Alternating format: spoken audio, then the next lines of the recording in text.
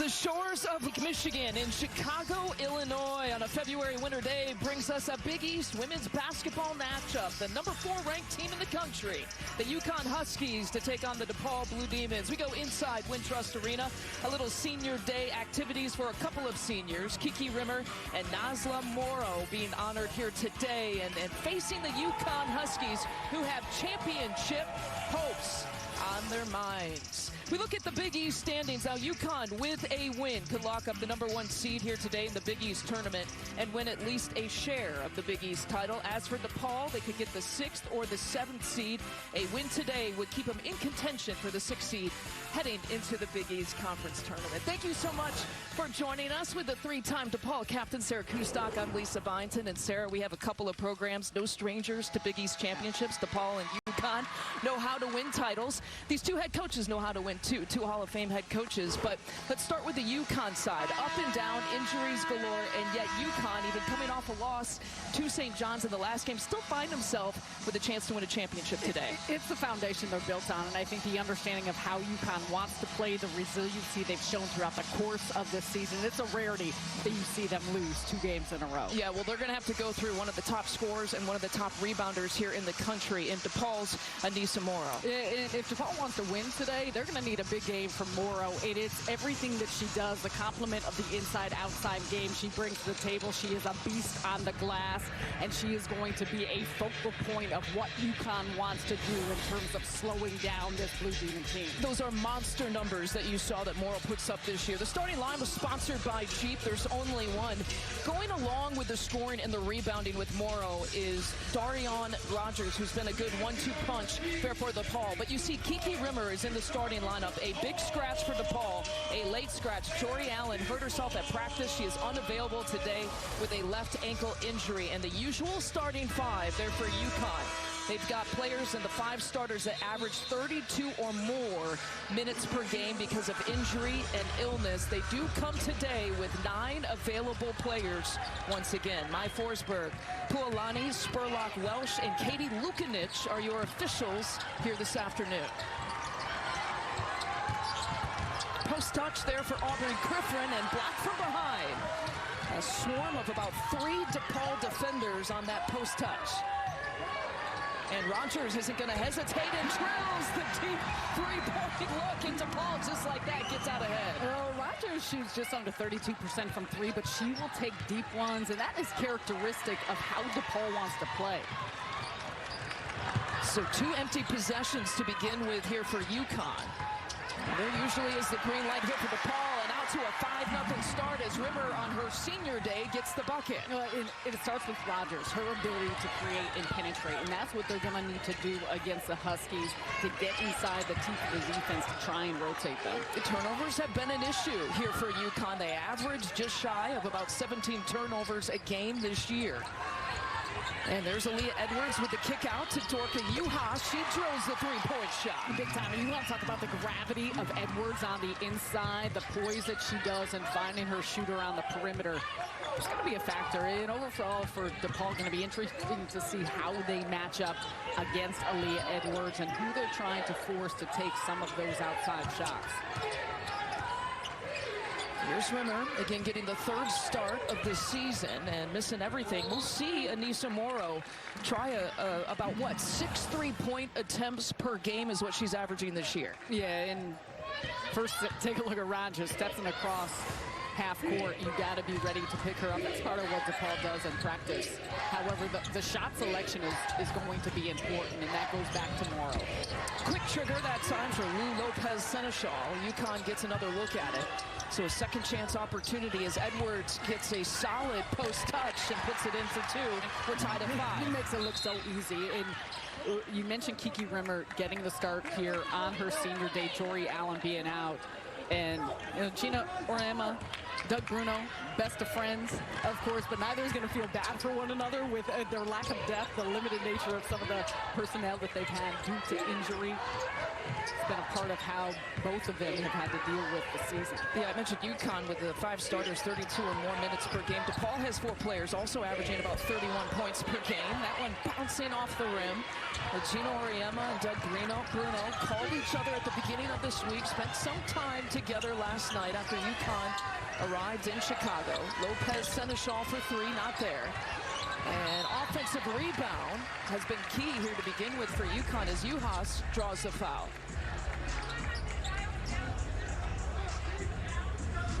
Doug Bruno, he joked with us earlier this week. He gave Joe Tardamella, the St. John's head coach, a little bit of a hard time. He said you had to beat UConn before UConn comes to Chicago to play us, right? I'd rather play UConn, in his words, when they're a little bit fat and sassy versus hungry coming off a loss. It's always fun to talk to Coach Bruno, talk to Coach Auriemma, is get a feel for the way that they see their teams, look at it, the perspective they have on one another. And I think you saw the years coaching. I mean, Coach Bruno in his 37th season, Gino in his 38th, but just the understanding of characteristically how they like their teams to play. Morrow gets a deep post touch, and a player who averages about 26 points per game has her first bucket. And that's where you want her to take advantage. And answer after answer here for UConn after a slow start. Yeah, a little cross screen though, but we see from Juhas, we saw it from Edwards, their ability to get such deep position on the inside. There's not been a whole lot that DePaul has been able to do when they're able to have those type of entry passes. Dorka Juhas now 7 of the first 9 points here for UConn. That was on a 7-0 run after falling down and trailing 5-0. Here's Nika Mule handling the point guard duties with Paige Beckers out for the season, and she feeds Griffin for three. DePaul has been giving up that three-point shot here to UConn. That's their 4th three-point attempt here so far. And off and running, UConn can't get the transition look. Well, in some ways, you pick your poison a little bit, and it's about to the personnel that you're willing to concede those shots to. 4 of the first 7 shots here for UConn have been from three-point territory. Make it a 5th attempt there for Dorka Juhas, and what a start for her, just like that. 10 quick points for Juhas. And when you go by the numbers, I mean, Juhas is shooting about 28% from three. Rogers, a couple of deep ones to get things going here in Chicago. Those are backbreakers when you see those go through, but we have seen this. You watch them on film. Those are within the context of what Rogers will take. Those are not out of the realm of what she's looking for. Morrow tries to wrap things up against Juhas, and it will be DePaul basketball. She opened up the game with a deep one, and this one was almost as deep from the right wing.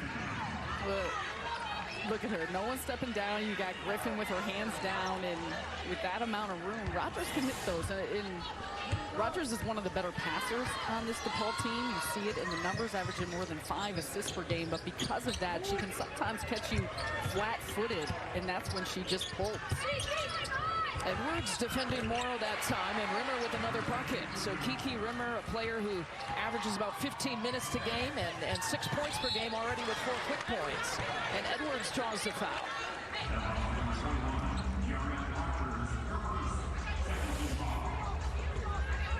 You look right there. Morrow just a little handoff, and nice job by Day coming in, stepping into that shot. And that's where the balance comes from. Anissa Morrow is putting up some big-time numbers, nearly 26 points per game, as you said, as is Rogers. But they're going to need some help. They're going to need some balance offensively, and that's going to be a test here against this UConn team with the tempo and the pace that they're looking to play at. Edwards misses on the second.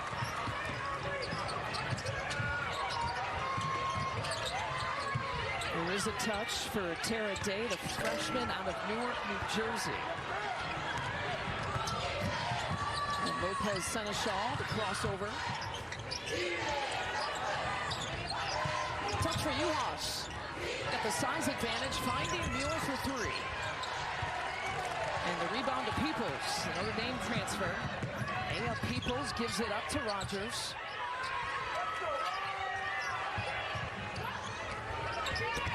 Backdoor cut, and UConn trying to break it up. It'll stay right here, DePaul basketball. Nika Mule all over the place. You look at her defensive denial. Pretty part of what UConn has been able to do. Early one, we got a tight one. Huskies up by 1. You hear the words, you see the reaction from Gino Auriemma after losing to St. John's on Wednesday, 69-64. Significant for many reasons. We just don't see UConn lose many conference games, and let alone multiple conference games for the first time since 2012 and 13. So the question is, how would they respond coming into today? And Dorka Juhas has really led the way here so far this afternoon. Well, and she's taking advantage here of the spacing on the floor. Everyone collapses, digs in the paint on Aaliyah Edwards, and she has a nice look from three once again. Backdoor cut, and this is where the spacing of UConn is something that they've found balance in their lack of depth. And for Dorka Juhas, I said this earlier, you know, everyone's been in and out of time. She missed some games early on in the season with a broken thumb, 7 games, but she has been very effective and efficient, not only in her scoring, but also her ability to rebound, to pass, picking up a couple steals per game, a couple blocks per game, and her percentage isn't that high from the three-point line, but when she's on, she can knock those down. She actually leads the team right now in Big East games, averages just about 16 points per game in conference games alone. Another three-point look from the freshman Day. It'll be UConn basketball.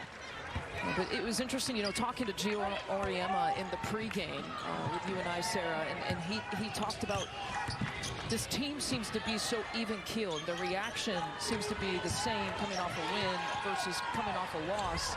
And you almost can understand that. You know, there's been so much of the roller coaster, the highs and the lows, the players that have been in and out, some uncharacteristic losses for this program. You can understand why the players try to stay even-keeled here. Honestly, that's a tremendous characteristic for a group, and you like the players that have the energy, bring and insert an injection of that verve. Got an offensive foul call on a moving screen from Morrow. That's her first. You could see her and Aaliyah Edwards getting tangled up.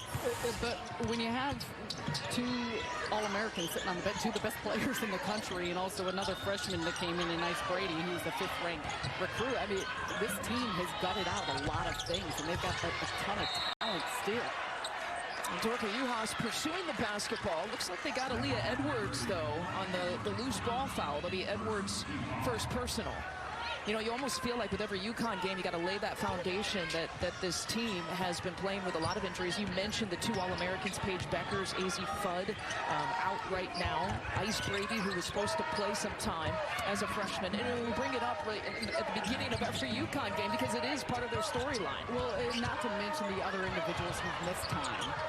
And the turnaround there from Morrow. So we can see a little bit. She's had a 3-point attempt. She's had a post touch, and she had that kind of that spin move, which a little push shot. And a quick answer, and Griffin with 2. Straight line drive by Griffin. She's got an ability to get downhill and do so in a hurry. But that's where, you know, you're talking about UConn.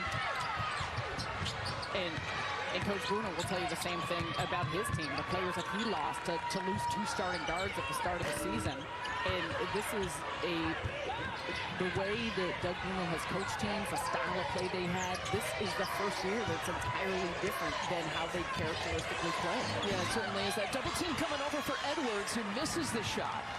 Jade Edwards on the DePaul side tore her ACL the 2nd game of the season. Haley Walker with an ACL injury. Kira Collier out for personal reasons. Maeve Mackerlane, who's now available, she missed the beginning of the season, so not very deep at the guard position.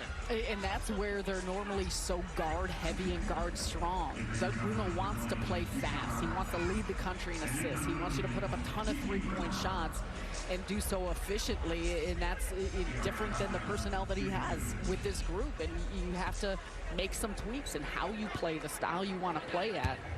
And that's what this group is still figuring out and learning how to do. Aubrey Griffin commits her first personal, and that sends Rogers here to the free throw line. Yeah, so the numbers for DePaul, I mean, they are averaging first in the Big East in terms of 77 points per game, but a lot of times you're used to seeing them average in the 80s. You mentioned their assists. They do have a very respectable, 16.7 assists per game, but that number is usually up as well. Yeah. Which could explain, you know, why DePaul comes in with a 15-14 overall record, but playing inspired basketball here this afternoon. Well, both teams, and this is a tough competitive game as players are being physical. And an offensive foul goes against Rogers. Now that's going to be number 2 Darian Rogers, which is big for a Blue Demon team that's already playing a little bit shorthanded. Again, no Jory Allen available today. Excellent job by Lou Lopez Seneschal, and she's someone name who we have not said a lot today. You want to talk about the consistency that UConn brings, and she is a part of that. She spent her first 4 years at Fairfield. She was the 2022 MAC Player of the Year. She scored a ton of points, and she has been critical. So Maeve Mackerlane will check in, and Rogers checks out. This is Morrow bringing it across the timeline. A point forward there from Morrow, but she ran right into Griffin, and UConn takes it away. DePaul gets it right back. Here comes Peoples.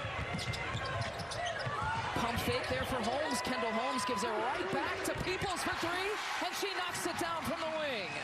Just enough penetration and kick, and that goes back to shifting where UConn is at defensively to try and create those open looks from the perimeter. Well, Doug Bruno had said he doesn't want to play UConn hungry coming off a loss, but maybe DePaul can send some blood in the water here a little bit here to begin with a 19-17 advantage. Here comes Mackerlane.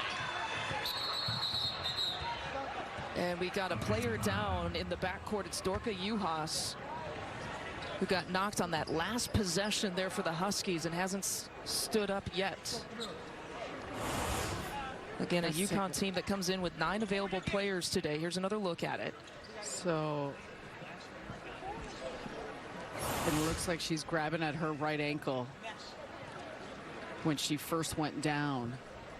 You had mentioned, she broke her thumb earlier. She missed 7 games and returned on December 18th. So she's already missed some time with some injury. Look at Paige Beckers, who's out for the year with a knee injury. So watch the right ankle. Just quick turn.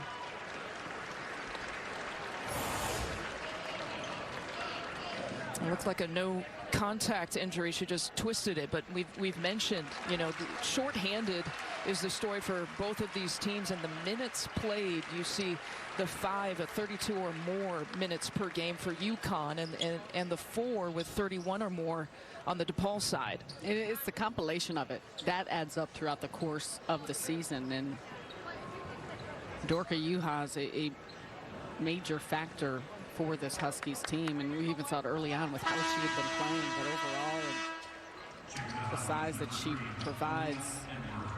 Well, and especially today, on a day where she's accounting for 10 of the first 17 points here for UConn.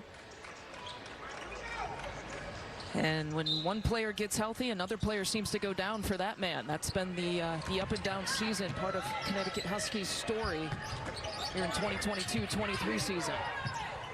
And yet still number 4 in the country, still with a chance to win at least a share of the title here today as Morrow gets wrapped up. Griffin and both Edwards were there, and now diving on the deck. Edwards trying to keep it alive. We got a jump ball, and it will stay DePaul basketball.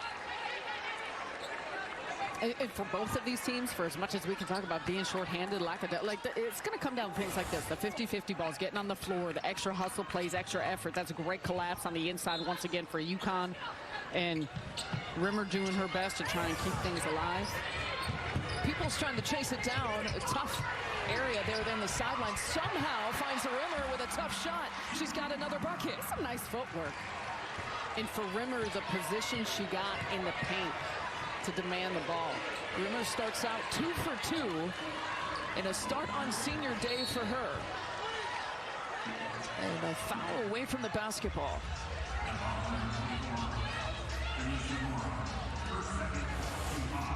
And so you mentioned Peoples chasing this down, and look at Kiki Rimmer. Does a nice job of feeling where the body of Griffin is at. Turn, good touch. It's senior day, Lisa B. You remember your senior day? To be honest, no. I was going to say there was a hesitation there. No, I don't. And what, alumni hall? Well, it's different. It's different when you think about the conference tournament, you think about the NCAA tournament. It doesn't always feel like the end until it's the end. Okay. 3-time DePaul captain Sarah Kustok, not remembering her senior day. I'm sure it was very special.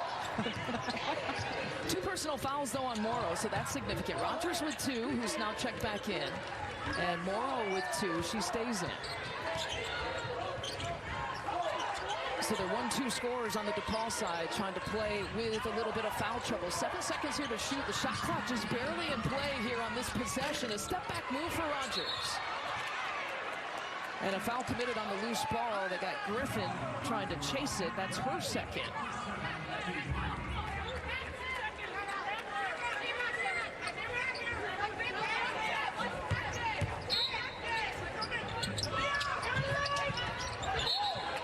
And a turnover there for DePaul. That'll be turnover number 3 here in this first quarter.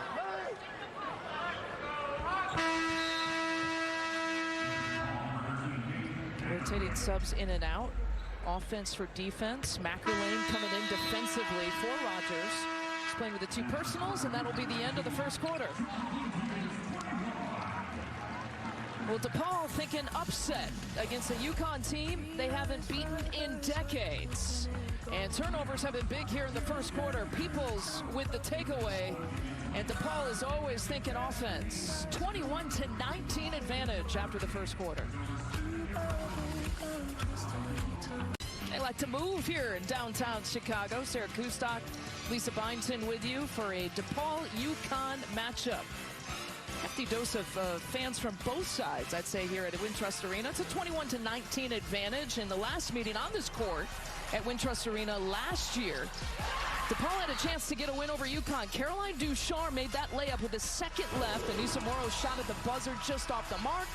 And UConn squeaked by with an 80-78 victory in Chicago back on January 26th of last season. And it's a tight one here after the first 10 minutes. Yeah, good competitiveness. There's been some sloppy play. We've talked about the turnovers and a handful of miscues, but I think that's to be expected with this group, with some of the players that they're missing. And, you know, overall, even when you look at the loss to St. John's with UConn, a lot of that was just the physical play of St. John's just wearing on them, beating on them.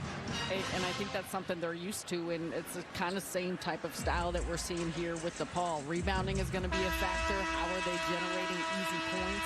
You look at the points off turnovers, but if you're DePaul, can you get to the free throw line? Can you get those second chance opportunities, of which, you know, they're 12th in the country in offensive rebounds. They lead the Big East in rebounding.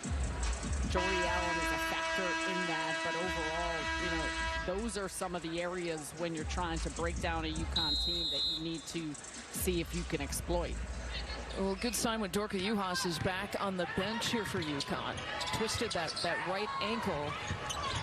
And she's dressed and laced up, so wondering if we'll get to see her in the second quarter. And so far, DePaul's doing a nice job with their dig downs and collapse on the inside. We just see it there with Aaliyah Edwards, but they are very clearly prioritizing protecting the paint and protecting around the basket on ththose entry passes. And there's Betancourt, and the backcourt has checked in here for UConn, trying to give the Huskies a little bit of depth. Ducharme trying to chase it down. It'll be DePaul basketball. A loose ball, and you mentioned it, some 50-50 opportunities here early in this first half. Last meeting between these two teams of this year, January 23rd at Gamble Pavilion. And UConn absolutely dominated that game in Stores, winning 94-51. Rebounding differential, points in the paint was a big advantage for UConn in that game. Yeah, they crushed DePaul in that one, but that was actually one of the few bad losses for DePaul this season. They've been in a lot of tight games, a lot of close losses. Some of them, you look at how the schedule is shaking out, and that's where you start to question why they are underachieving at this point of the season. Betancourt with the pump fake, a quick kick out to Nika Mule. They're going to give her that shot, and she drains it. Makes them pay for it. And that's, you look at the game plan, but Nika Mule shoots over 38% from three. She can knock those threes down. I also think when you're a player like her, she starts to see it go through. That builds confidence. Especially coming off the game, she's 3 of 5 from three against St. John's. A little careful early on, especially when there's that much amount of time. But the penetration and the kick here for UConn has worked well. And for Betancourt, too, just good play. reads things with the kick out. And Doug Bruno had talked about the last time they had played early in the season. We mentioned the big discrepancy in score, but they tried to play a zone, and UConn just picked it apart. Morrow with the turnaround and gives DePaul the lead right back. And while they're not showing that here, what they are doing, they're leaving, they're digging down, they're trying to double in the post, and because of that, it's creating a lot of open areas for these shooters on the perimeter. Morrow now with 6 points here for DePaul. Edwards, who has just picked up her second personal on that defensive possession, misses the shot and ripped away. Griffin. That was all Aubrey Griffin to create that opportunity. So you have two DePaul players in Morrow and Rimmer fighting for a rebound amongst one another, and then Griffin just stays with the play. That's an excellent job. Again, a pump fake there for Holmes. Griffin takes it away. Quick hands here defensively. She's going to take the body contact. Can't get the bucket. But staying with it. And a kick out to Betancourt in the corner. Betancourt playing in the 20th game of the season. They work it around to Mule, who's going with three-point territory once again.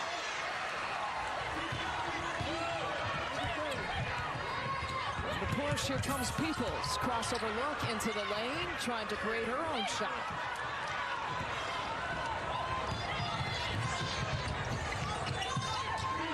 Betancourt providing some minutes here in the second quarter for UConn. Thought about pulling the trigger. Being defended by Morrow. Here comes the screen by Edwards. And Betancourt, that's a long two. Her foot was on the line, but you can count it. And Doug Bruno now calls the timeout. Nice couple of buckets that UConn has strung together here back-to-back. Starting to create a little breathing room. See right here, Rimmer just not paying attention. Griffin from behind with the easy lay-in on the left side, and Betancourt steps on bottoms. Oh, Gino Auriemma and Doug Bruno go way back to their USA coaching days. Coaching of Sue Bird and Diana Taurasi won a couple of gold medals here together, and their relationship, as you would expect, has blossomed and grown stronger and better, and now they face each other at least twice a year, being in the same conference, as we go inside the huddle to listen to Gino Auriemma in the last time out. We have to push it in transition. Dribble exchange and hit the trailer. Dribble exchange and hit the trailer. And play pitch and catch with the trailer. And it's been, we keep talking about it, but getting an opportunity to talk to Coach Auriemma before the game, of course, Coach Bruno, but just their understanding of how they're able to handle different looking rosters, different looking lineups, what is best for their group, and with the lack of depth for UConn, and much could be said the same probably with DePaul, there's not been as much practice time, and normally you have time to work on things, and you see it right there, but just a simplification of what you're going to play, how you're going to play, what you're going to have things look like. Sometimes it's not as easy through the course of the season when you don't have that time on the floor to be able to refine things. And both of those head coaches, as Morrow leaves it short, and the rebound to Griffin. Modest backgrounds for both of them. Had to work for everything to get their programs to where they are at now. Multiple Big East titles for DePaul and UConn. Post touch and the turnaround. What a move. Kiki Rimmer has come to play here today. She has, but that's also Darian Rogers. And I said it earlier, she's probably the best passer on this team, and you can see it in how she creates for teammates. A dive on the loose floor and another 50-50 opportunity. It'll head back to Paul's way on the jump ball opportunity. A nice push by Peoples, getting it ahead. This cross-court pass, look at that. The quick little inside-out work, and that's an excellent job running in transition, some early offense, and Rimmer realizing that she was going to dive straight to the block, and Rogers making something happen with the shot fake. Peoples took a peek inside at Morrow. They'll swing it around here instead. About 6 minutes left to play here in this first half. Day works it around, and they find Morrow's hands, who turns and faces and fires, and she's got that mid-range humming. And those are the type of, I mean, she's got a lot in her bag. We have said that before. She will take three-point shots. She's still working on the consistency and efficiency, but that mid-range game makes a difference when she also has the threat to put it on the deck and get to the basket. Ooh, taking it inside. Good, strong move there for Griffin, who has picked up a little bit of the offense since Dorka Juhas has been out. Griffin now with 6 points. Juhas still on the bench. A solid 10 points in the first quarter after twisting that right ankle. It's the same ankle which she had actually injured last week. Peoples drills the deep shot.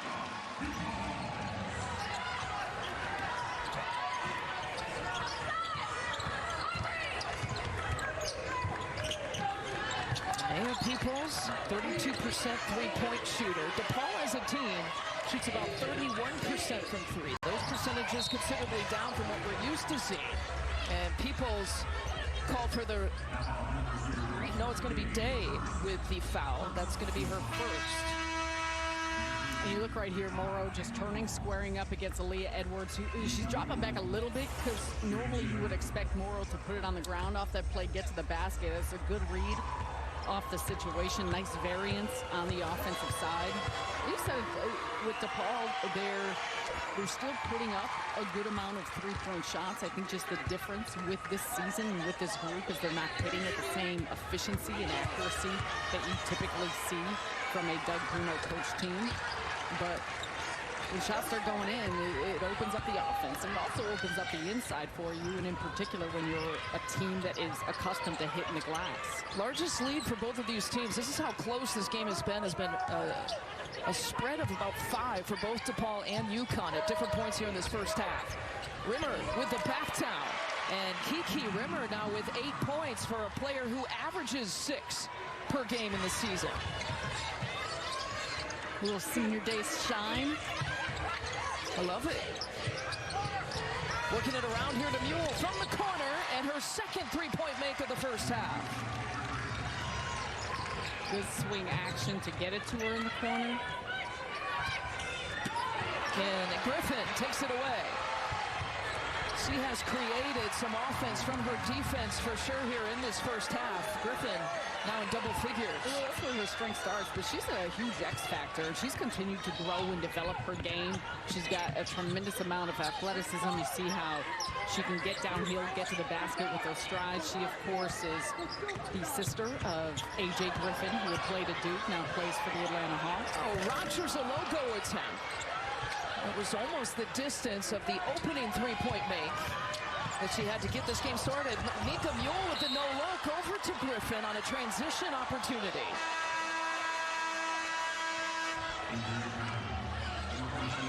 And we have Dorka Juhas kind of gingerly checking back in. Now working off of that ankle, as we had mentioned, she sprained it, the same right ankle last week. Worked through it in about 35 minutes last week. We'll continue to monitor how she looks, how she's moving, the mobility. But sometimes with ankles, it's just about loosening it back up. And the last thing you want is for it to stiffen up. And so if she's able to continue playing and keep that loose, hopefully she'll be able to stay on the floor. Yeah, the toughest few seconds might be this opening 30 seconds where she checks back in, and another three-pointer falls for DePaul. It's Kendall Holmes this time. And Kendall Holmes is a shooter. She's struggled a little bit lately and struggled in the most recent game against Villanova, but she can knock him down at a high rate. Oh, coming over, just smothered on that Lopez Seneschal offer. A DePaul player in the front and a DePaul player in the behind, and it was a Lopez Seneschal sandwich. Take a look right here, and yeah, collapse on the inside. Again, it's about the rim protection in this game plan. There's been some cleaner looks for UConn from the three-point line, but a lot of challenging and contesting happening when the Huskies get it around the basket. Holmes picks up her first, and UConn on the inbounds. 4 blocks for a team that averages about 3 per game. They've already got 4 right now. Rimmer with the rebound. McErlane across the timeline. Maeve McErlane, one of the freshmen in the backcourt, a Philly native. Only playing in her 10th game of the season. This is just her second game back from missing some time.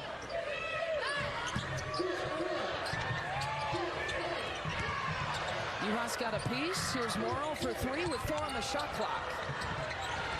And a deflection into the hands here of Lopez Seneschal. Griffin's spin move and forces a turnover. That was defense by Kiki Rimmer, so doing it on both ends, offense and defense. This positioning and just getting back, being aware of the ball penetration. That's what you want to see, especially just in terms of the early offense that UConn is looking for. Nice grab by Kiki Rimmer. Holmes inside the lane. The jumper, it's not there. It'll be UConn basketball. And really, when it comes to Rimmer, I mean, she's about defending and rebounding. She's typically the backup big, but it got the start in place of Jory Allen. But her scoring is a bonus here in today's game. So much of it is about plays like that, and those are the little things that sometimes don't show up in the stat sheet that she's able to contribute. Backdoor cut there for Griffin. And 10 points now in this first half for Aubrey Griffin.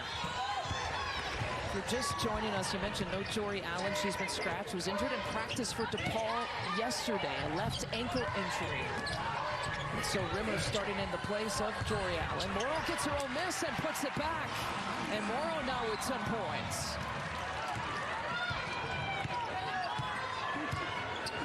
One of the better rebounders in the country, Anissa Morrow. It's the want-to that Doug Bruno talks about. Her determination, part of the reason why she's one of the better rebounders in the country. Yule with the miss, but chasing it down, and another second chance opportunity here for UConn. 5 offensive rebounds here for the Huskies. And about a minute to play here in this first half with 8 here to shoot, and Mule drawing the contact on the penetration.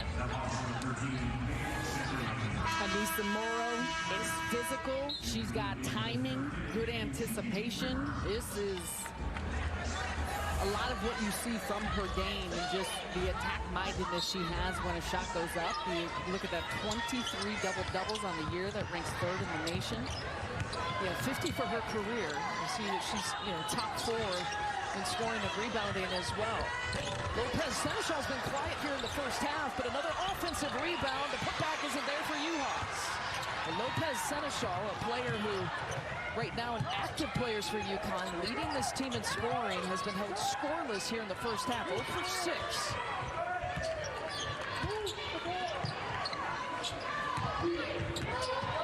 Lane works it around. Here's Rimmer. To Peoples with 8 to shoot. Peoples gives Rimmer a touch. And Rimmer with that left hand, that one rimming out that time. Tied at 37. One last opportunity possibly here for UConn. A transition look. Dorka Uhas misses everything.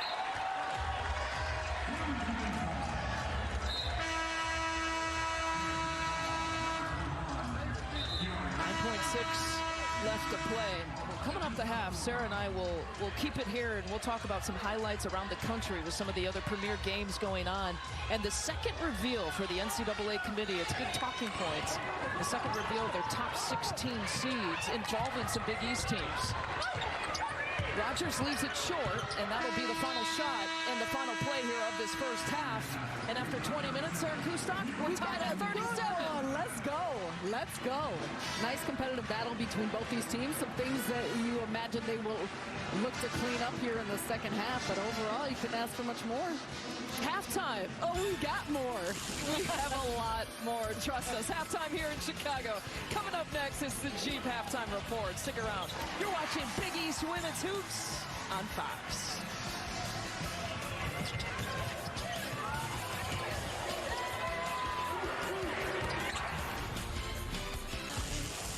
All right, we are tied at 37 between DePaul and UConn. And you look at the first half stats presented by Jeep. There's only 1 point in the paint. I was curious how that would start to evolve, and it's deadlocked. UConn in the first meeting against DePaul had dominated in that category. Trying to make use on points off of turnovers. DePaul has 9 points off turnovers. And you look at the leading scorers there for both of those teams. And also UConn, Sarah, taking advantage with some opportunities at the free throw line. 7 of 8 in the first half. And that's been one of the differences for UConn in the other DePaul, as you mentioned, the points off turnovers, but everything else, whether you're looking at the shots they're getting up, the number of shots they're getting up. Transition opportunity out of the gates. Kendall Holmes, though, can't convert the layup. And so Mule pushes it and finds Griffin. Dorka Juhas starting the second half here for UConn after twisting that right ankle. 10 points for Juhas, 10 for Griffin, and make it 12 points for Juhas as she gets the first bucket of the second half. Nice, strong, quick move. And because there was the spacing around the three-point line, you see Juhas is able just to operate on the inside. She's so good with her footwork and her motions. There's 2 DePaul players around her, but with her size, there wasn't a whole lot that they could do. 10 different lead changes in this game, 6 ties here between DePaul and UConn. There's a three-point look for Morrow. You know, Doug Bruno has said he is comfortable with her experimenting her game, expanding her game, and that is, you know, one of the ingredients for expanding her game is that three-point shot. And I think, though, the thing with her is going to be about, it's a great steal there, about the shot selection. It's one thing to take three-point shots. She's putting them up at a high volume. She's a high-volume shooter in general, but taking them when you're open, varying to how and where the defense is playing you to make those reads. Well, she shot it 4 times from 3. That was her first make. She averages, as we've talked about, 6 three-point attempts per game this season. Pump fake there for Juhas, and the quick kick out to Lopez Seneschal in her first bucket. She was 0 for 6 before that shot. Oh, careful if she starts heating up. And you said this earlier in the game, but the consistency that she brings to the table, and she's shooting over 45% from the three-point line. So typically, that's an area where she is knocked down. Yeah, that's the top percentage in the Big East. And she'll knock down about a couple of threes per game. Lopez Seneschal will, but you know, we've seen a 3 for a 3 on both sides here to open things up. Well, and once again, that's a deep one. Edwards, a little bit of a contest there as she's stepping out on her. This time, penetration kick. Once again, a lot of that because of the way that DePaul is defending in the paint.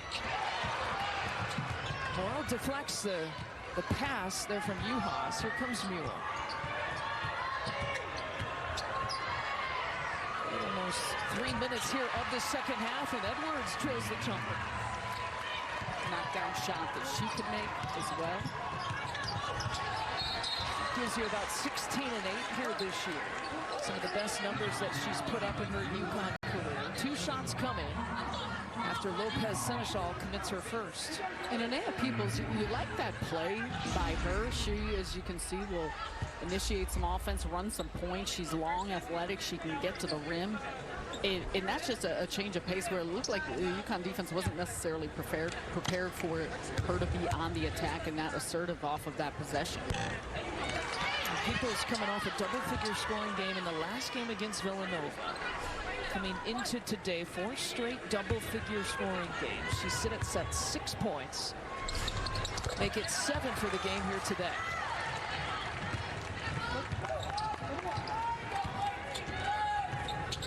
UConn again with a win. Can lock up the #1 seed for the conference tournament over at Mohegan Sun. Taking place March 3rd through the 6th. And a quick foul committed there by Griffin, and that's number 3. That is not the kind of foul that Gino Auriemma wants to see a player like Aubrey Griffin commit in that area of the court.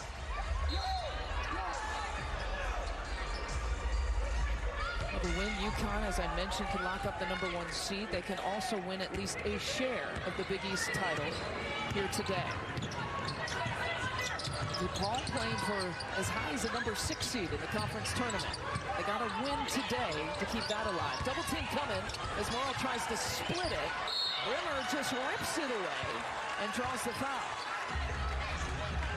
Play there by Rimmer. She's come out and had a big day thus far, and a lot of it has come down to the aggressiveness she's shown in doing some of the little things. Opportunity right there. You see the double team on Morrow as she's trying to split through. Ball goes on the ground, and just strong play by Rimmer, not only pulling that ball, but also going up with it to get an opportunity at the line. Yeah, and just kind of ripped it away from Nika Mule, who's committed her first personal.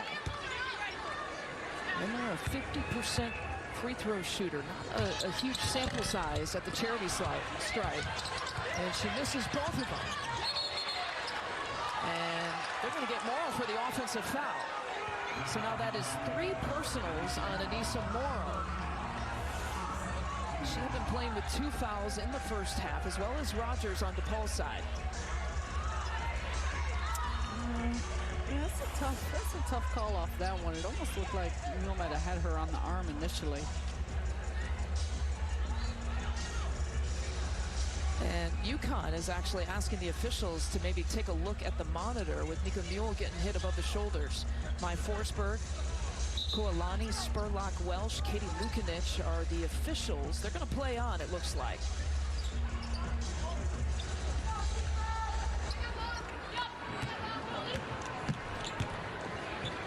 Three-point edge here for the Huskies. Lopez Seneschal, one dribble pull-up, not there.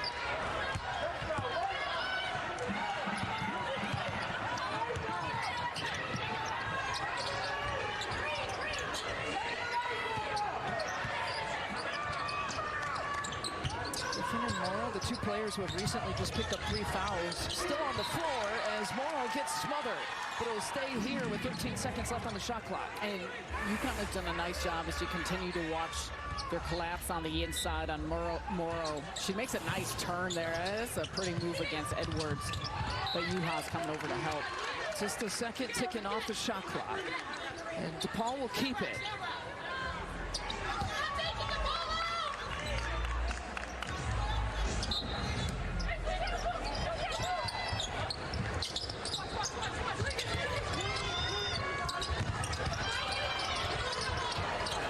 Tossing it up. It's a tough shot and a tough angle, and then Rimmer misses a shot and commits the foul, her second. We've talked a lot about how UConn's set the tone early with her shot making. She has 12 points on the day, but she's been impressive defensively. You see the type of rim protection she provides and how she's able to take up space with her length. That has been a factor here in slowing down DePaul on the inside. And she rips through that move and nearly got an and one, but she'll have 2 free throws coming. And Rimmer now has committed her 3rd personal foul. So when you're looking at short benches, fouls become a factor. Nice job by UConn as she's working there around the inside against Morrow initially. Rimmer just trying to help. Rimmer checks out, Sarah, I'm sorry, and then Tara Day checks in as a sub for DePaul. And those are the things when you look at Jory Allen getting injured in practice, not being able to play because of the injury to her ankle. Front court is lacking a little bit of depth, but also the bench, you're getting different players who are asked to do a whole lot more here today than typically. Jory Allen, the 5th leading scorer, but really tied for 2nd as the best rebounder for DePaul this year. And the Blue Demons come into this possession. They've missed their last 4 shots here offensively. Peoples over to Holmes on the dribble drive, gives it up to Morrow, and wow, she fended off Aaliyah Edwards with one hand and got the shot off with her right hand. And nice body control there by Anissa Morrow. And strong, too, in her attack, initially putting it on the deck. And it's been a growth process for Morrow. I think you look at coming into the season, she's a sophomore. She, out of Chicago, played at Simeon High School, but she burst onto the scene, putting up such big numbers last year. She was also surrounded by some tremendous guards, and obviously the roster was different, but as she's grown into this year, just figuring out how much of the offense has to run through her, how to take on different responsibilities when defenses are keying in on her. And I think that's something that you watch, just a growth process for players and how they're able to adapt to that and still find ways to be productive. You know how I can tell you're a Chicago person? I said Simeon? Yes! Man, Simeon's got a great line, great line. Morrow steps into the passing lane and off to the races, and Morrow has a pick 6 for 2, and DePaul has tied it at 45. And we could talk about her offensive numbers, also added to the defensive top 15 watch list. Double team coming over to Edwards. By the way, is playing with 3 personal fouls, Aaliyah Edwards is. And Morrow steps into that shot. Not there. DePaul comes up with the offensive rebound. Midway through the 3rd quarter. 7 different ties here this afternoon. DePaul looking to upset the number 4 team in the country. Rogers gets smothered, stays with it. And he'll stay here with 2 seconds left on the shot clock. Good time to take a timeout. Well, good time to take a timeout, but things are heating up on the floor. Steal by Anissa Morrow, coast to coast. Yeah, hold that right hand up. We got a good one here in Chicago, all tied up midway through the third.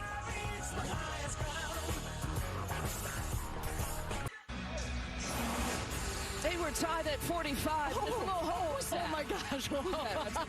That's a lot of Sarah Kustok coming at you. Did you really caught me off guard? Yeah, you didn't know this was coming, did you? I didn't.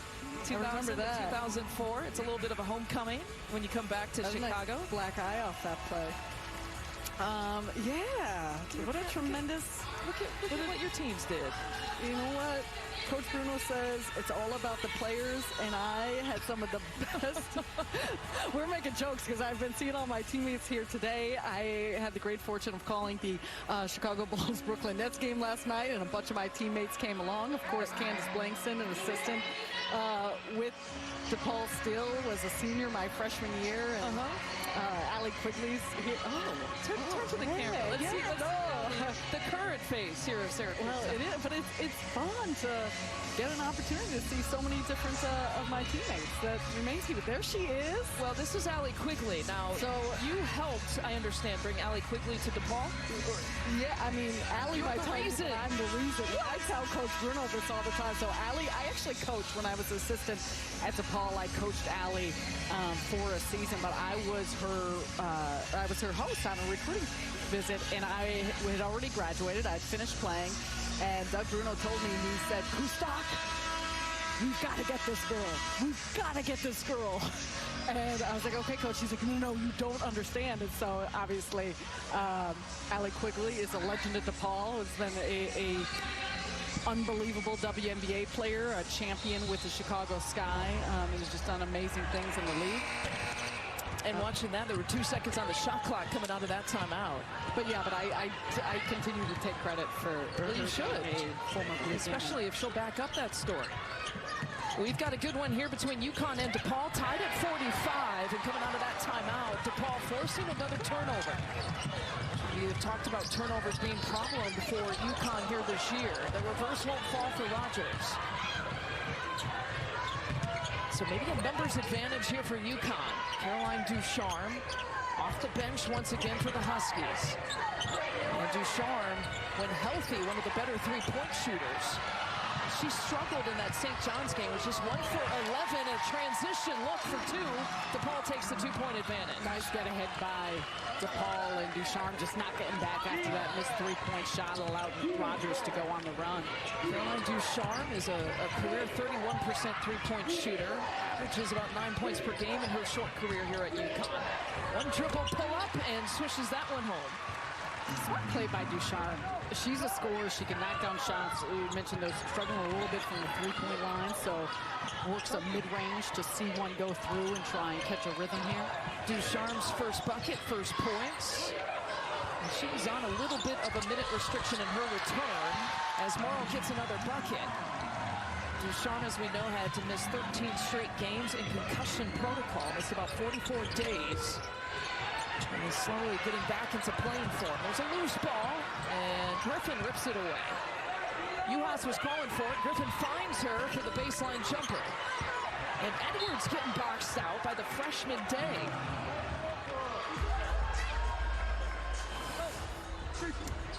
You mentioned it with Caroline Ducharme. Nice pass from Nika Mule. Just shot fake, steps into this shot. Seeing one go through for her is going to be important. And 2 points, 1 of 4 on the day. A critical part of what this team is. Think about what she did her freshman year. Last year, played in 31 games, 11 starts, and averaged close to 10 points per game. Stay DePaul basketball, or UConn basketball.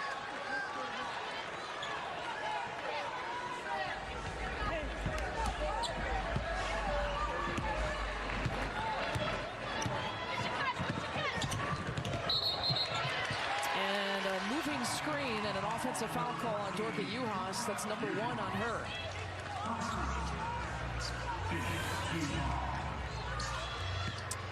And Dorka Juhász just trying to clear a little space there for her teammate, but you see the shoulder shove on Day is what forces the whistle to blow.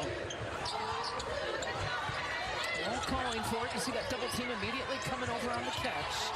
And DePaul works it around the perimeter. Here's Holmes. To Peoples, now 9 here to shoot. Peoples crossing over off the bounce. Shot's not there. And Mule going for the touchdown pass. Edwards comes down with it, and the reverse rims out. And Morrow, I don't know if she jammed her finger or what happened, but she's labored a little bit, slow coming back up the court.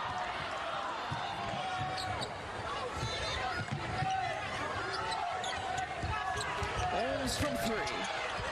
And Juhász with a big rebound. Dorka Juhász with her 13 points, 8 rebounds to go along with 4 assists. Stuff in the stat sheet here today. There's Ducharme's first three-point make. I tell you, when you're a shooter and a scorer and you see one go through, all of a sudden the basket gets a little bit bigger. And Coach Bruno is speaking to the officials about Anissa Morrow and what had happened to her. This is what I said before. She's kind of stopped playing off of that rebound, though maintained possession and was slow coming back down the other end of the floor. Take a look right here. First, the nice play by Mule getting into the corner for Ducharme. Well, the whistle was blown right after. There was no timeout call, and I think it was an inadvertent whistle after the bucket was made. I think this is still injury. Substitution. They sub Morrow out. I don't know if it was due to injury. It looks like, yeah, she's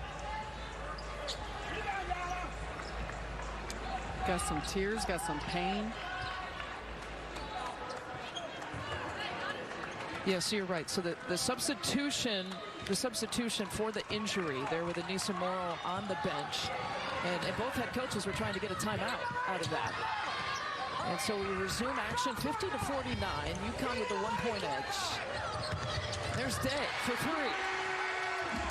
Tara Day, in her 24th game this season as a freshman, knocks down a big one to give DePaul the lead right back.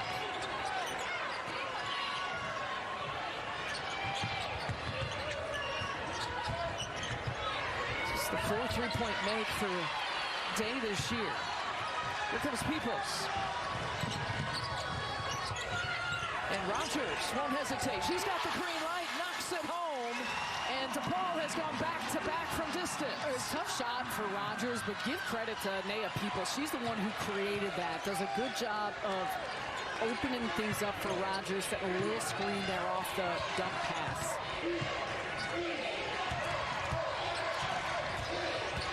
Dorka Juhász spins to her right. And it'll be DePaul basketball. And the Blue Demons have found their shooting rhythm from distance. Well, this is how they play, and they're starting to go down. Tara Day, not high efficiency so far this season, but she can hit them. And then Peoples with the handoff creates some space for Rogers, who knocked down some deep ones early. It's a little bit of that chaos, if you're not used to defending it, that has worried Gino Auriemma every time he takes on DePaul. Look, there's talent on this team. They just haven't put it together, and some of the lack of consistency, too, is just searching for consistency and effort, which leads to execution. Rogers with that bounce pass, post-entry to Rimmer. And another big bucket is part of an 8-0 run, and now the largest lead of the game for DePaul at +7. Final few seconds here of the quarter.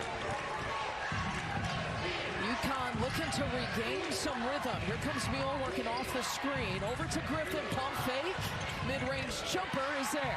Great shot by Griffin.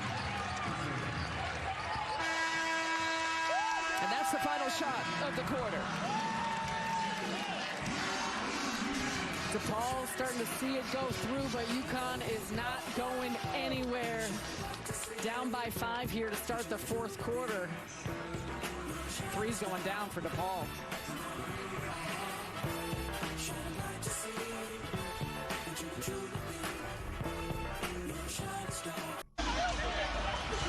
take a quick look at the score by quarters as we head to the fourth. The number 4 team in the country, the UConn Huskies, in a little bit of trouble here in Chicago. DePaul thinking upset. And the Blue Demons, though, the biggest question is the health right now of Anissa Morrow, their best player. We go inside the huddle to the latest Doug Bruno timeout. And you can see the intensity of the DePaul head coach. But tomorrow, with her numbers here today, 19 points, 7 rebounds. But her health right now is in question. Well, she's a major factor, and you see it in the way that she's been playing. These are offensive looks, but it's also the defensive side, getting steals, deflections, what she does on the glass in terms of rebounding, her size. And this is the injury. She just got knocked there in the stomach, it looked like, but she's back on the floor. And there's been a variety in the looks she's gotten offensively as well. We talked about how she's taken three-point shots, but also getting to the basket, working some mid-range looks. Second chance points are always a part of her game. Rogers with the pump fake, step back three, leaves it short. And it's Patterson. Ayanna Patterson brings down the rebound, playing in her first minutes of the game, coming in the second half.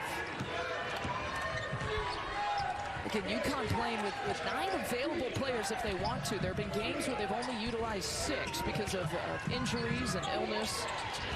Edwards, kick out to Griffin. Patient possession here for the Huskies, now with 5 to shoot. Mule's got to do something with it. Over to Ducharme. Step through move, goes high glass. And then with a little stare down, but what a big bucket for the Huskies. Bank is open. That's a tough one for Ducharme, especially considering the fact of where the shot clock was, winding down to be able to put one in, cut into this deficit. We've seen Ducharme, and most recently in her return against Creighton, she was over, but had a big fourth quarter, and maybe this is the start for something for Ducharme. Rogers doing her best not to foul, but that's a nice step through for Ducharme, and I know it goes off the glass and she's leaning into it, but she works around the defender, and those are the type of movements and footwork where she does it before she's getting that shot off. Nika Mule has picked up her second personal. DePaul from the out of bounds, now with 10 here to shoot. Rimmer gets tied up, finds Rogers. She can pull the trigger from there. She has here today. Rogers with the pump fake. That's a three-point attempt. It's a shot clock violation. It's an excellent defensive possession by UConn. Everyone staying, guarding their own man. They did a good job of denying and getting in passing lanes. That type of ball pressure is going to be interesting to watch with UConn, just how they approach the entirety of this quarter. And you see it with some of the looks of this lineup, the players they have on the floor. You mentioned Ayanna Patterson getting a chance to get on the floor, just some fresh legs and movement here with UHA's on the bench. Another turnover here for UConn, and DePaul has done a decent job in getting points off turnovers here today. 13 points off turnovers here for the Blue Demons. You see the 16 turnovers for UConn. That's just at their season average that they commit per game this year. Much higher than what Gino Auriemma and his coaching staff would like. And DePaul coughs it up. So here comes Edwards. She has Griffin, a kick ball. So UConn will take it out from the sideline.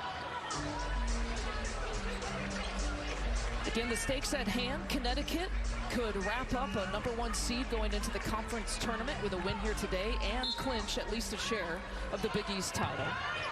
DePaul still trying to get the highest seed possible, the best seed possible. That would be the 6th seed for them going into the conference tournament with a win today. Here comes Holmes. Rimmer controlling.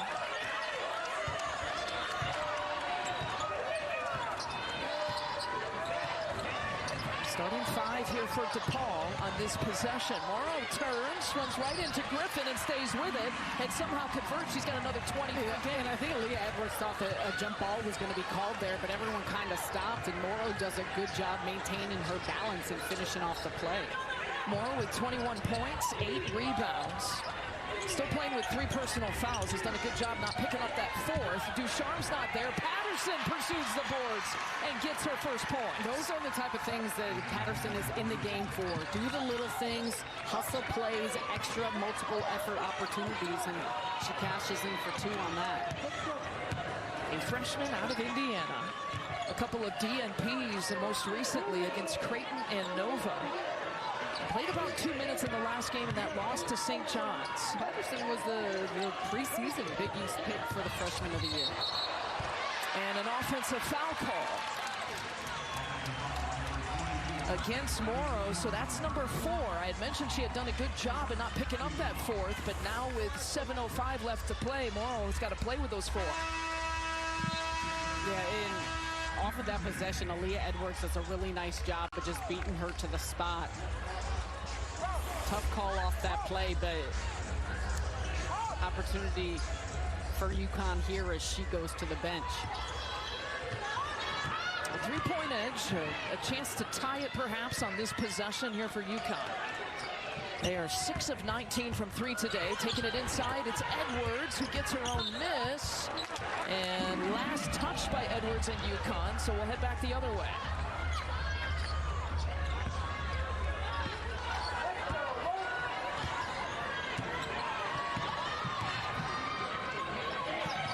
Day, the freshman, has logged some minutes, 13 minutes here today. Again, no Jory Allen for DePaul. Injured herself in practice, a left ankle injury. She's been scratched for the day. Peoples again kicks it out to an open Rogers, too strong. And Day with a big offensive rebound. Over to Holmes from the wing. So a couple of really great looks for DePaul from 3.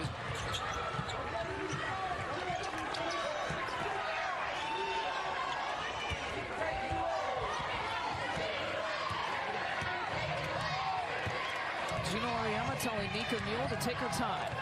Reset. Shot clock now at 10. Mule off the screen. Over to Ducharme. Catch, shoots, fires. And Ducharme is 1 for 5 from 3-point territory today. Good shot creation, though, off that set in the possession. Mule getting it to Ducharme. Couldn't ask for much better luck. Back cut for Peoples. Patterson comes over with a block. Here comes Mule. She's got choices. Gives it to Ducharme on her left. Fades away. That one blocked. And UConn will have it with 23 left on the shot clock. Transition defense is key against this UConn team because of how opportunistic they are and good they execute. They don't always run a ton, but when they do, typically able to cash in. And off that play, DePaul just swarms the ball, does a nice job getting back and identifying where to be and creating those angles. Peoples gets a seat, and Morrow checks back in. Remember, she's got the 4 personal fouls. A slow day for Lou Lopez Seneschal, who normally averages about 16 points per game. Just the 1 3-pointer for her. 1 for 8 shooting. And she checks back in here for UConn. Edwards is off the mark. And Griffin pursuing.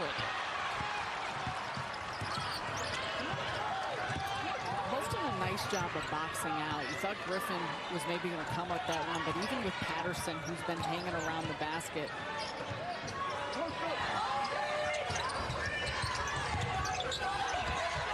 Almost turned away, but spins and fires off the 1 foot. Wow, that's big. It's a tough shot. That is a tough shot. You thought that she was bottled up by Edwards off the play, and she's able to create space. Yeah, just when you thought the UConn defense had locked her down, she found a way, and Edwards takes the contact, count the bucket, and the foul. A little back and forth here between Aaliyah Edwards and Anissa Morrow. Going to work, you look right here. Ooh. Tough play. Trying to solve the context.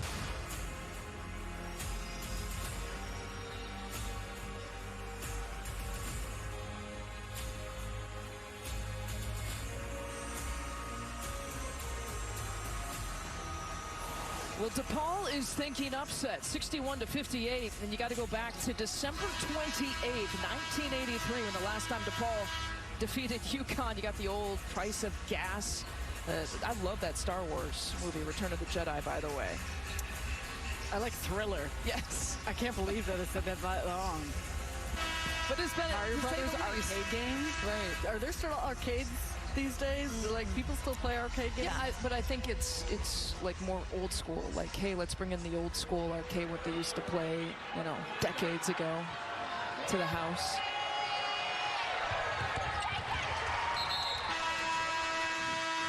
Edwards makes the free throw. I got nothing for you.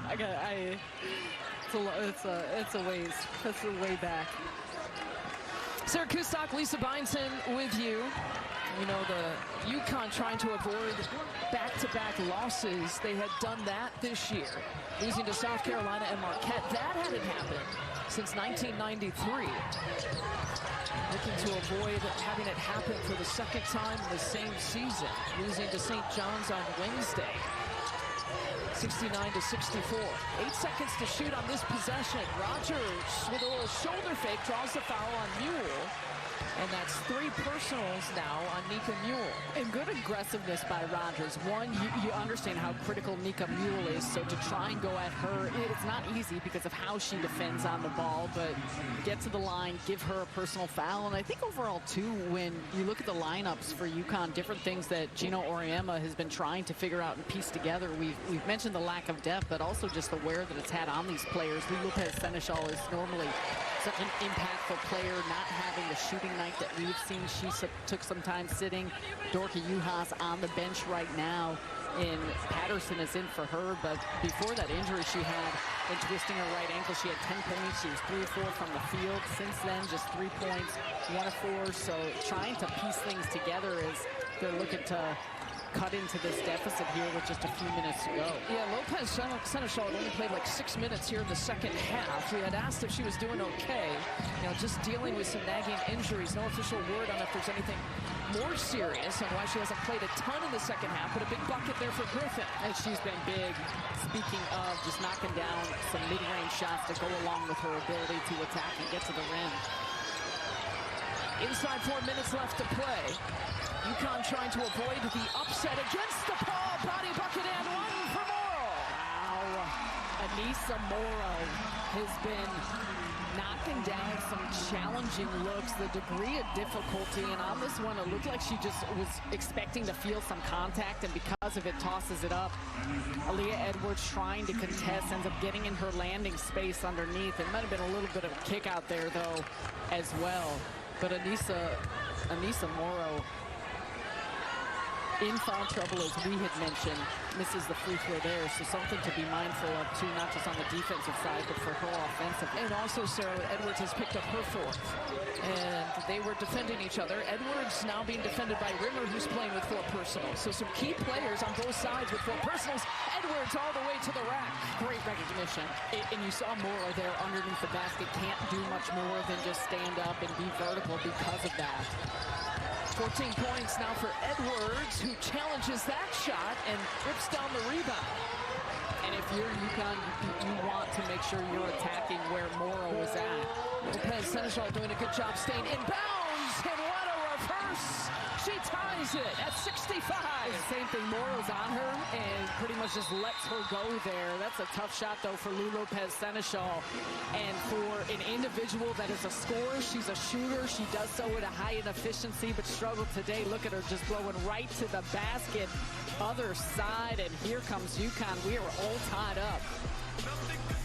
Lots of ties here between DePaul and UConn. 9 different times this game has been tied. This is what's at stake. The Big East standings. UConn, with a win, a chance to lock up the #1 seed heading into the conference tournament and win at least a share of the Big Ten title. We've mentioned that DePaul could finish as high as the 6th seed going into the conference tournament. Creighton has locked in that 3 seed, and the bottom 4 seeds are also locked in going into today. Your game summary looks like this. Morrow, again, right at about her average at about 25 points per game. Edwards and Griffin both combining for 14 points. Right behind them is Dorka Juhas with her 13. But turnovers have been huge, again, for UConn, giving it up 17 different times. And points in the paint has been a big stat for DePaul, and one of the reasons why they have hung in there against the Connecticut Huskies. So we're tied at 65. Sarah Kustok, Lisa Byington with you, proud to bring you some Big East women's basketball here on Fox. It's the second and final meeting of the regular season between these two teams, and this is what we're going to keep our eye on. Look at the significant players who are going to have to try to navigate with either 4 personals or 3 personals. And navigate on both sides of the floor, because these individuals we see are aggressive as well, getting to the basket on the offensive side. But even in the last few sequences and possessions, we've seen how that's changed the dynamic of what Morrow looks like on the defensive end and Edwards. Out of that timeout. Stepped on the baseline, so a crucial turnover there for the Blue Demons to give it right back to UConn. This is going to be a big test for DePaul in understanding closing out games. They've been in a lot of closely contested games with some younger players, some individuals. It takes a lot of poise and composure in these moments, and UConn has been in many of these with this group and core. Rogers looking to stay vertical, and Edwards gives UConn the lead right back. Last lead for the Huskies in the third quarter with 1:53 left to play.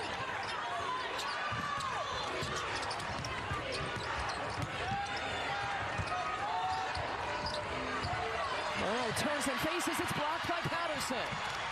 She has played some big fourth quarter minutes for UConn. Big time minutes, and she's on the floor as opposed to Dorka Juhas, and those are the type of plays, significant swings there on that side of the floor. We don't know how healthy Dorka Juhas is. She had twisted that right ankle once again in the first half. Griffin takes that dribble, tries to spin into it. And DePaul with a chance to tie or take the lead, and Edwards has fouled out of the game.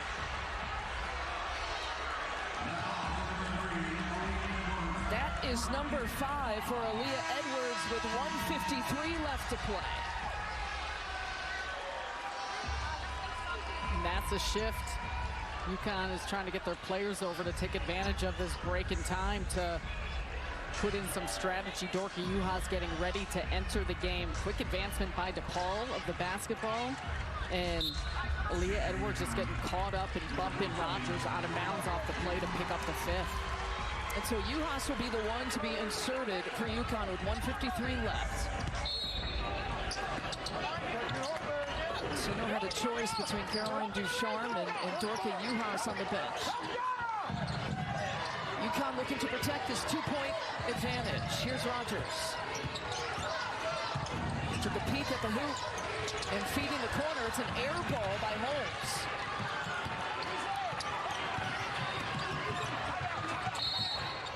And a timeout call by Gina Auriemma for the first time here today. The Huskies still have 3 timeouts left.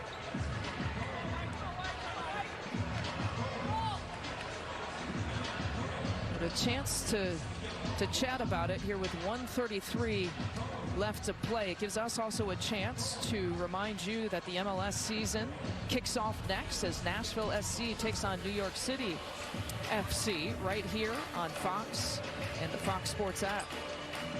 Sarah Kustok, Lisa Byington with you in the crucial Big East showdown here in Chicago, Illinois. And Nika Mule has been so important. We talked about injuries here for UConn and her stats, 8 points, 8 assists. She has been so crucial running the point guard position for UConn this year. Because she organizes things, and she plays with a moxie and a grittiness of having a good temperature of what the team needs when. You see it off of these possessions, and her ability to create, facilitate, find open teammates. She gets players the ball in their shooting pocket, and so it's not just about the numbers. It's not just about the production. Look at the greats she is amongst with where she sits. Now 2nd in program history for assists in a single season with 229. Yeah, she came in today actually 10 off of tying Sue Bird. So she's got 8 here in this game. So we knew there could be tying, 3 to pass. I mean, that's some elite level company. Looking at the legend. And obviously playing some more minutes, some more point guard minutes, running the show a little bit more with Paige Beckers out for the season. A player whose usage and minutes goes up and their production goes up. That says a lot about the type of player that you are. Gina Auriemma has said with Nika Mule, you need her to play 40, she'll ask to play 51. Like, she's just that kind of player, never wants to come out of the game. Don't you wish for overtime on us today? Lopez Seneschal over to Mule from the corner, and he clutch three-pointer from the corner and part of a 9-0 run. So not only can she pass, but she can shoot that thing, and she does right there. That is an important bucket for UConn. Rimmer stops the clock by drawing the foul. Yeah, like you said, she not only passes, but she can be the recipient of a big bucket. And that's an important corner three that she knocks down, giving UConn a 5-point lead. But once again, Lou Lopez-Seneschal, we talked about how she's been a little bit off on the night. That's the one that she creates that play for her teammate. 5 assists on the day for her, still making plays and making things happen when they need it most. With some big free throws with the clock stopped. And Peoples at the free throw line.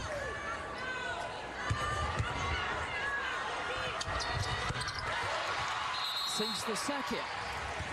And Gino will call another timeout to be able to advance it. Has 2 timeouts left. DePaul also with the 2 timeouts left. Keeping track of that foul situation too. DePaul has some fouls to give as we're inside a minute left to play. Yeah, and still a lot of time left, so you're not going to be looking to foul at this point. You can play things straight up, but it is going to be a possession game. And UConn is a team coming out of this set. Interesting to see what they do and who they look to get the ball to, in particular with Aaliyah Edwards fouled out of the game. We have already talked about DePaul's foul situation and foul trouble. Anissa Morrow with 4 fouls. Kiki Rimmer with 4 fouls. Those are 2 players on the inside, and for the Huskies that are so good and having multiple weapons to be able to either get to the rim off the attack or through post-entry passes, you anticipate that will be where they go to try and, if they can, draw a foul against Morrow, or if not, if she cannot play as aggressively, you get some cleaner looks there around the basket. To your point, Sarah, there's, the shot clock is still in play, still a 1-possession game. DePaul, no need to foul just yet. Played this defensive possession straight up. It's Juhas taking it out from the sideline. Morrow tries to deflect it away. Give it up to Nika Mule. Being defended by the freshman Day. With 17 seconds on the shot clock. UConn taking its time coming out of that timeout. Mule off the screen from Juhas, who will take it left side and rims out. Had a point-blank opportunity. Did all the hard work, goes right past Morrow, just can't hit the layup. And about a 4-second differential between game and shot clock. Now 1 timeout left after Doug Bruno calls it. Surveying his options, trailing by 3. Yeah, opportunity to set up a play. And overall, that last possession for UConn, you got everything you want. You don't get the basket to go. However, you do still have a 3-point lead. And with the basketball, a couple questions of where you're going to go with it. You would assume that you wanted the hand of Darian Rogers, and it's going to either be her play to make or Anissa Morrow, because she has been hitting from everywhere tonight, from offense out of her defense, her ability to get in the passing lanes. But there has been some high degree of difficulty shots she has made in the mid-range, in particular these that she's put up with Aaliyah Edwards swarming on her. Edwards not able to be in the game, but there is still size with Patterson, with Dorka Juhas. Does DePaul go for the 3 or the 2?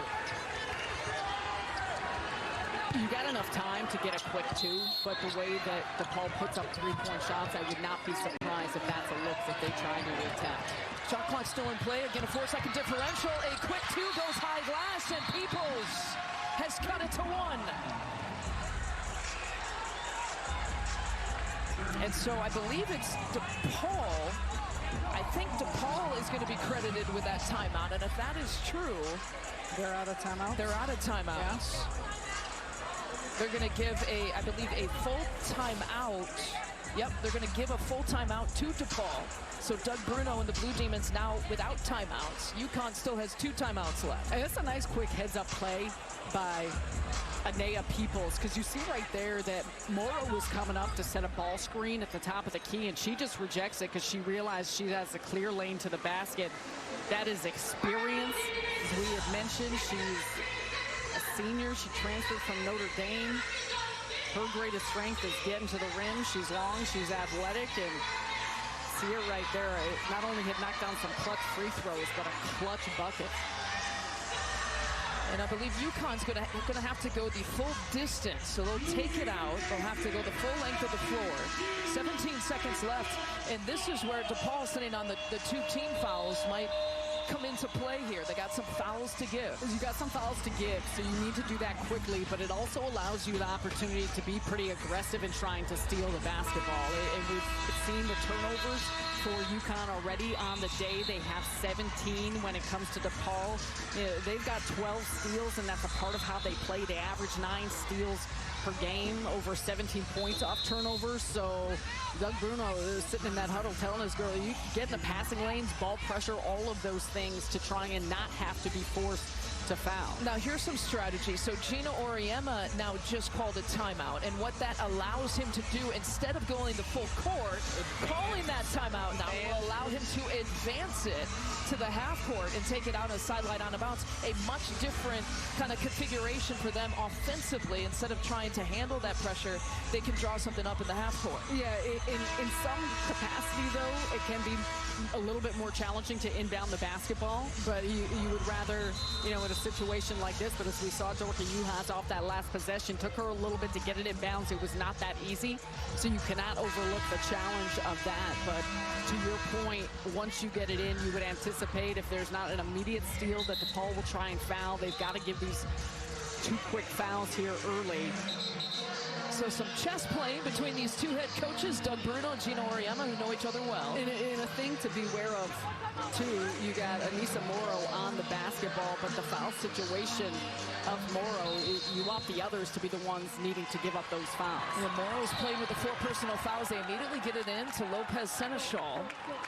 And I believe a foul committed before the inbounds, and against Peoples, her first. And it's the 3rd team foul. Remember, DePaul has some fouls to give. Have to get to 5 team fouls to force UConn into the bonus. And they tip it away. DePaul has turned over UConn. Here comes Morrow. Baseline, a triple team coming. Juhas wraps her up, and it's a jump ball. It'll be Huskies basketball. The arrow pointing UConn's way.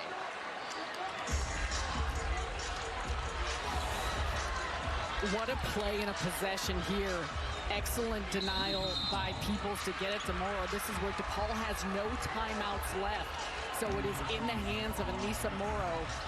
And a tie-up by Juhas. That was a big-time play and good collapse and transition defense by UConn despite the turnover. Yeah, and so UConn calls its final timeout. They'll be able again to advance it, and they'll take it out from the exact same spot from the sideline. But to your point, Sarah, you had talked about the difficulty of inbounding sometimes in the half court. It's not always easy. It's a tough angle. I mean, where you're at, it's a tough angle first getting open, and how not only angle of pass you're getting in, you have Anissa Morrow, a 6'1" player that's harassing the basketball to make it challenging, but even when you do, where players are able to come from and how they're able to collapse and trap.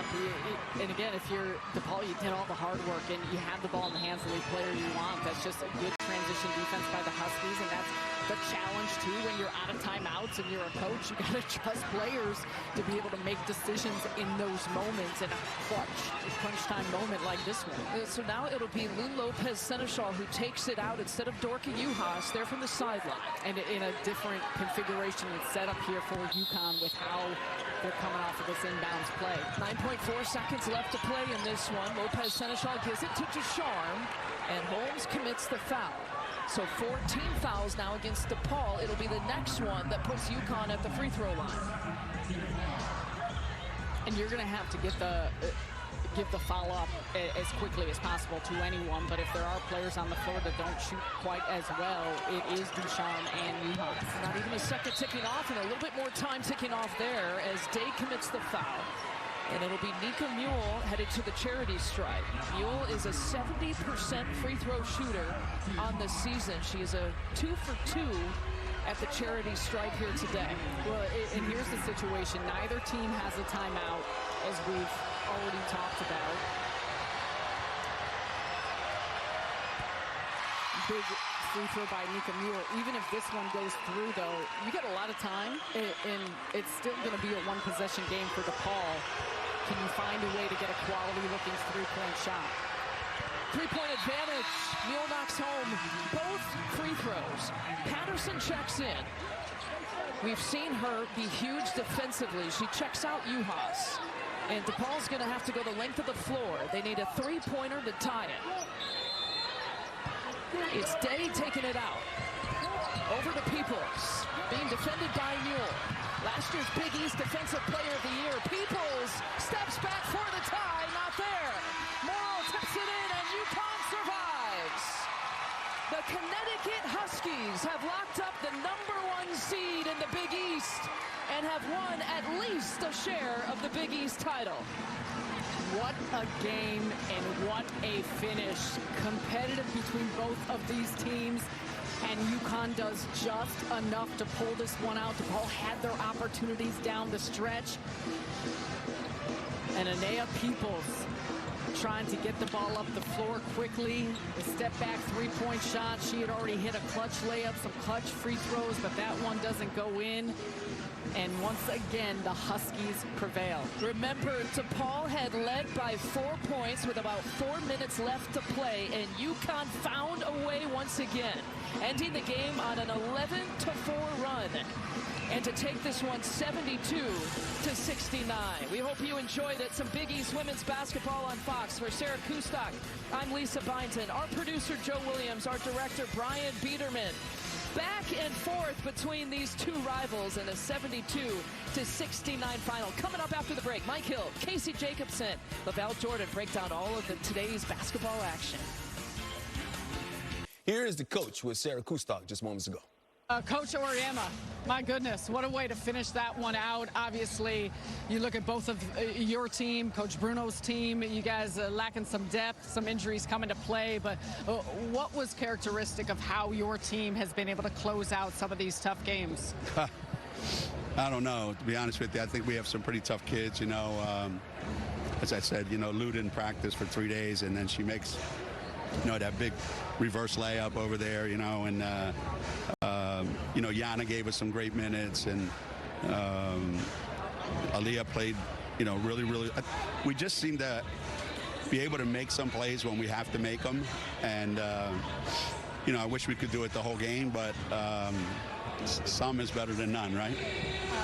I know you're talking about some of these players, and it's been incredible to watch. I know there's still season left, postseason left, but incredible to watch what they've put together. With this win today, you guys secure the #1 seed in the Big East tournament, also at least a share of another Big East regular season title. What does it mean to have gone through this year at this point, understood the mental, the physical, emotional toll that is taken with players being in and out, and still be at this point at this time of year? Yeah. You know, there was a lot of years ago when, you know, if you lost 4 games in the league, you had a chance to win the regular season because it was so tough. And every game was a battle, and every game was a grind. And then we went through a long stretch, you know, where things looked easy. Even though they weren't, they looked easy. And, you know, everybody was healthy. We went through the conference season, and you almost forget how hard it used to be and how hard it needs to be, because this is really hard to do, because it doesn't matter what anybody's record is, you know? I mean, look at St. John's, DePaul. It doesn't matter what anybody's record is. So it takes me back to the early days. I'm not 35, so it's a little harder, but I just think the consistency that our program has had over all these years, and to be able to sustain it through, you know, all these years and all these changes. But this year, mostly, it's been the hardest, most challenging, no question, even more so than last year, which was difficult. So I'm incredibly proud of these kids, you know, especially coming off the loss the other night. You know, it could have been, you know, we could have felt sorry for ourselves, but I thought we really made some big plays when we had to. Congrats on another Big East title, and still a lot more season left for you guys, so we always appreciate your time. I'll see you at the tournament. Absolutely. All right. You got it. Mike, back to you.